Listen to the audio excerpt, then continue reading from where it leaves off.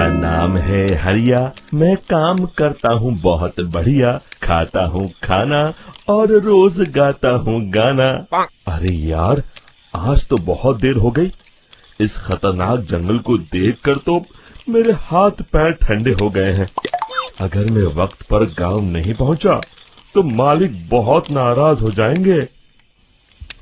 तभी हरिया को एक आवाज सुनाई देती है। सुनिए हरु जी। अरे, ये आवाज किसने दी? तभी हरिया को सामने कुछ दूर एक औरत खड़ी दिखाई देती है।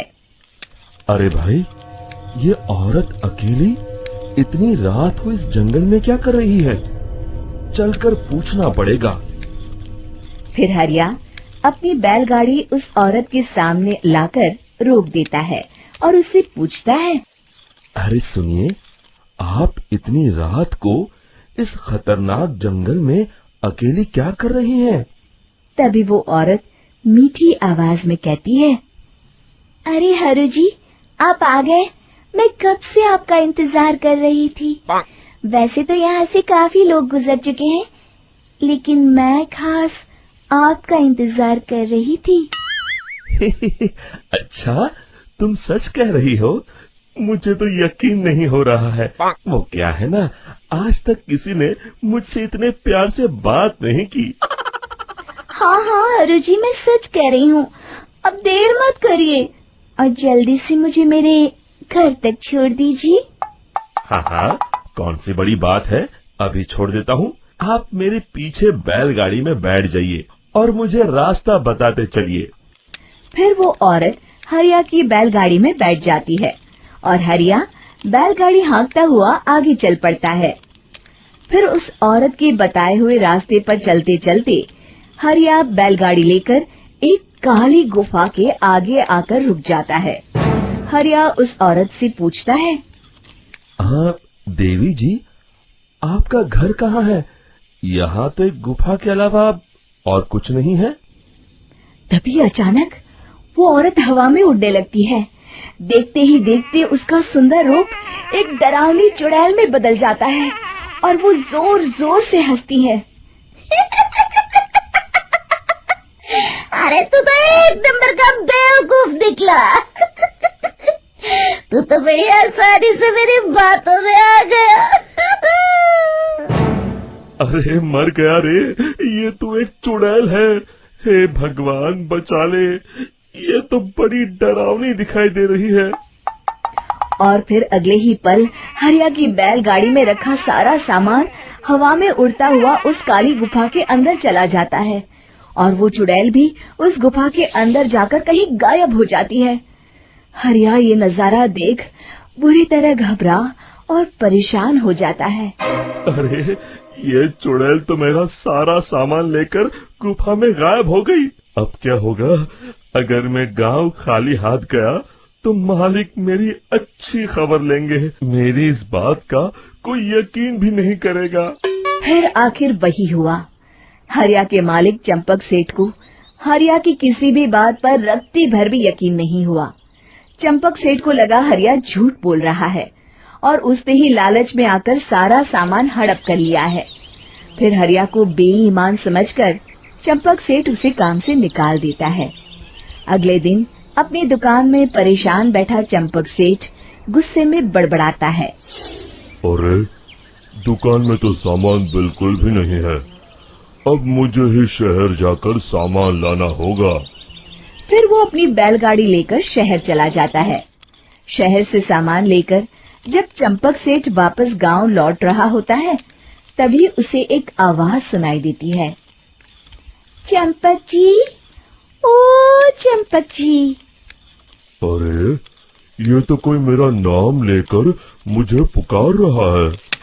फिर उस रास्ते में वही औरत खड़ी दिखाई देती है। फिर क्या था, हरिया की तरह चंपक सेठ भी उस औरत के पास अपनी बैलगाड़ी लेकर जाता है और वो भी उसकी चिकनी चुपड़ी बातों के मुंह जाल में फंस जाता है। फिर चुड़ैल उसे भी अपनी गुफा तक ले जाती है और उसका सारा सामान लेकर गुफा में गायब हो जाती है। बेचारा चंपक सेठ लाचार होकर खाली हाथ गांव लौट आता है। फिर ये उस जंगल में रोज की बात हो जाती है। जो कोई भी शहर से कुछ लेकर गांव की तरफ लौटता, वो चुड़ैल उसे बेवकूफ बनाकर उसका सारा सामान लेकर गुफा में गायब हो जाती। एक दिन हरिया एक लकड़हारे को उसी जंगल की तरफ जाते हुए देखता है। फिर हरिया उसे रोकते हुए कहता है, अरे भाई, क्यों अपनी मौत को दावत दे रहे हो? मेरी बात मानो, आगे जंगल में मत जाओ, वहाँ एक बड़ी भयानक चुड़ैल रहती है। लकड़हारा हरिया की बातों को नजरअंदाज करते हुए कहता है, अरे भाई, मुझे पहले ही बहुत देर हो चुकी है, मुझे जाने दो भाई। शाम तक लकड़ियाँ काट कर शहर के बाजार में बेचना है। तुम अपनी ये कहानी किसी फुर्सत में बैठे इंसान को सुनाओ, मैं तो चला। इतना कहकर लकड़हारा वहाँ से आगे जंगल की तरफ चला जाता है। फिर अगले दिन गांव के मुखिया के घर के बाहर बहुत सारे लोग जमा हो जाते हैं। तभी हाथ में कुल्हाड़ी लिए खड़ा लकड़हारा कहता है, अरे मुखिया जी, अब आप ही हमें बचाइए उस जंगल वाली चुड़ैल से। हमारा सारा काम तो शहर से ही होता है। अरे मुखिया जी, उस चुड़ैल की वजह से तो मैं पूरी तरह बर्बाद हो गया हूँ। हम सबको मिलकर उस चुड़ैल का कोई इलाज करना पड़ेगा।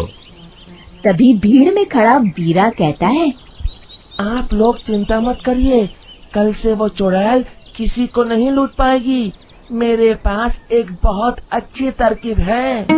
तभी चंपक सेठ उसका मजाक उड़ाते हुए कहता है, अरे तेरा नाम वीरा है तो क्या हुआ? तूने अभी उस चुड़ैल को देखा नहीं है?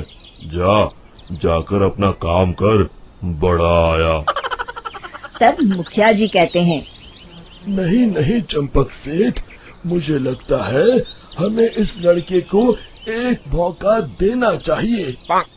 फिर सभी गांव वाले मुखिया जी की बातों से सहमत हो जाते हैं और वीरा शाम को एक बैलगाड़ी में कुछ सामान लादकर उस जंगल की ओर चल देता है।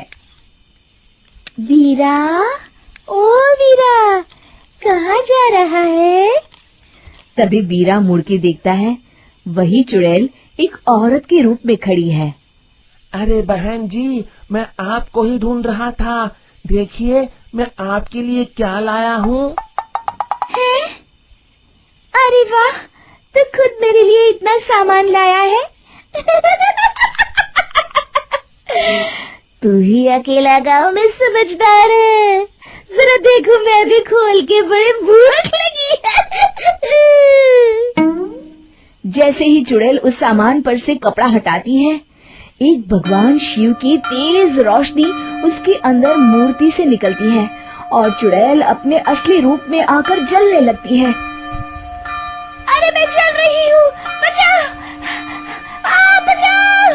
ओम नमः शिवाय, मर गई मैं! देखते ही देखते वो चुड़ैल राख के साथ उड़ जाती है और सभी गांव वाले भी वहां आ जाते हैं।